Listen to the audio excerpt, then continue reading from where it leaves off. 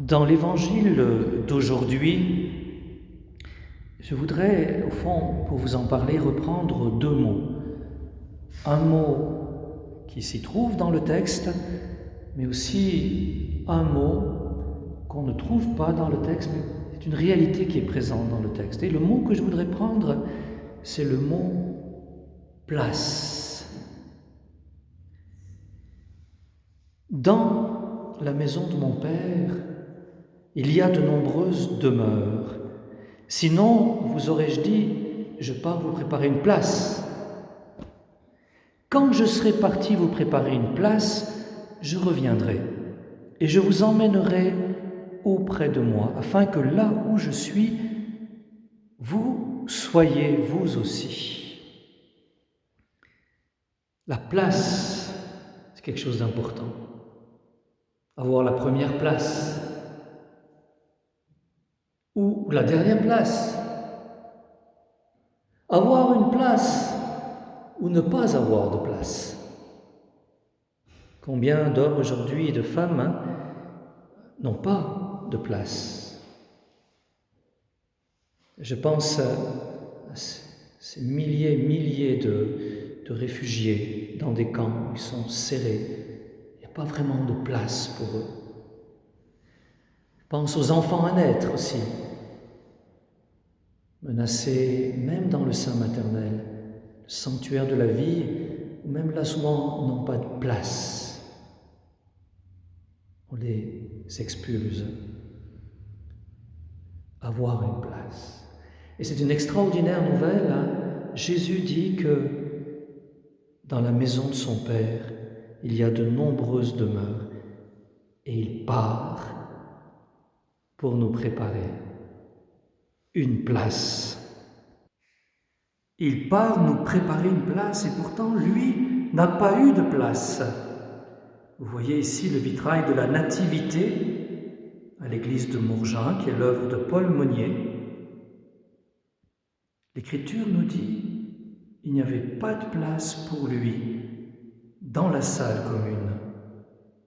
Et quand Marie mit au monde son fils premier-né, elle l'emmaillota et le coucha dans une mangeoire.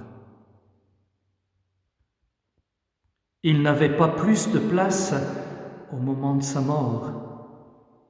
Et on peut dire qu'il a pris la dernière place sur la croix. Toujours à Morgin, le vitrail de Monnier sur la mort de Jésus. Il a accepté n'avoir aucune place en notre humanité. Il a accepté de prendre la dernière place sur la croix pour que nous ayons une place dans la maison du Père. C'est une extraordinaire nouvelle. Notre angoisse à tous, c'est de ne pas avoir de place dans le cœur de quelqu'un. Et Jésus nous dit que nous avons une place dans le cœur du Père. Le deuxième mot que je voudrais relever, qui n'est pas dans le texte, c'est le mot consolation. Jésus, vous l'avez entendu dans cet évangile, s'emploie à consoler les apôtres. Il vient de leur annoncer sa passion, que l'un des siens allait le trahir. Les disciples sont désemparés et Jésus leur dit: ne soyez pas bouleversés. Vous croyez en Dieu, croyez aussi en moi. Et il console par sa proximité. Jésus est proche de nous. Toujours. Une présence qui est parfois très silencieuse d'ailleurs. Il n'a pas des mots faciles pour consoler au rabais. Sa présence, elle est toujours là, silencieuse. Sa consolation est dans la vérité. Il ne dit pas: ça ira, ne vous inquiétez pas. Non, il va passer par la mort. Il est dans la vérité. Et en même temps, il est dans l'espérance. Je vais vous préparer une place. Je vous conduirai vers le Père. N'ayez pas peur. Consolez. Je vous montre Notre-Dame de l'Assomption, toujours à Morgin, parce que le mot consolation me fait penser aussi à mère, à maman, la Vierge Marie, Mère du Christ, Mère des hommes. N'est-ce pas le propre de toutes les mamans aussi de consoler leur enfant, jour et nuit. Merci à vous les mamans pour tout votre dévouement, pour cet amour sans cesse empressé auprès de vos enfants. Que le Seigneur vous bénisse et nous allons vous offrir une mélodie avec le carillon de la paix à Morgin pour vous souhaiter une bonne fête des mères. Et nous disons aussi à Marie, notre mère, merci et bonne fête.